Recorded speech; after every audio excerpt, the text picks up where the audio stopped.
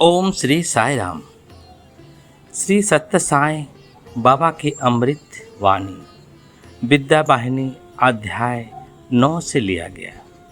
स्वामी कहते हैं, सूर्य और हमारी छाया हमारे दैनिक जीवन के सामान्य अनुभव हैं।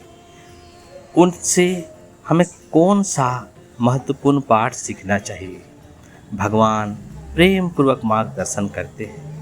जब तुम विजय, धन और सांसारिक उपलब्धियों के पीछे भागो तो स्वयं को याद दिलाओ कि वे केवल छाया है, वास्तविक और स्थायी वस्तु नहीं है।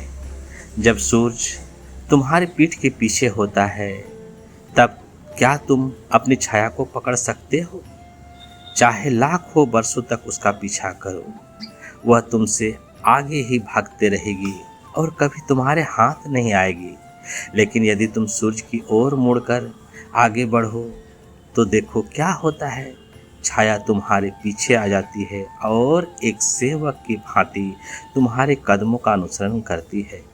याद रखो, छाया संसार की माया का प्रतीक है। जब तक तुम माया के पीछे भागते रहोगे, तब तक माधव यानी भगवान तुम्हारे दृष्टि से ओझल रहेंगे। तुम उनकी कृपा और दर्शन प्राप्त नहीं कर सकोगे और जन्म मृत्यु के बंधनों में फंसे रहोगे। इस पराधीनता और बंधन की स्थिति से स्वयं को मुक्त करने का ईमानदारी से प्रयास करो। यदि मनुष्य अपने बंधनों को पहचाने बिना केवल इंद्रिय सुखों की प्राप्ति के लिए ही प्रयास करता रहे तो ये घोर अज्ञान का लक्षण है। इसके विपरीत अपनी समस्त शक्ति, कौशल और ऊर्जा का उपयोग स्वयं को बंधनों से मुक्त करने में करो। प्रेम स्वरूप भगवान को केवल प्रेम के माध्यम से ही प्राप्त किया जा सकता है, जैसे तेजस्वी सूर्य को केवल उसके अपने प्रकाश से ही देखा जा सकता है। ओम श्री साई राम। जय जय साई राम।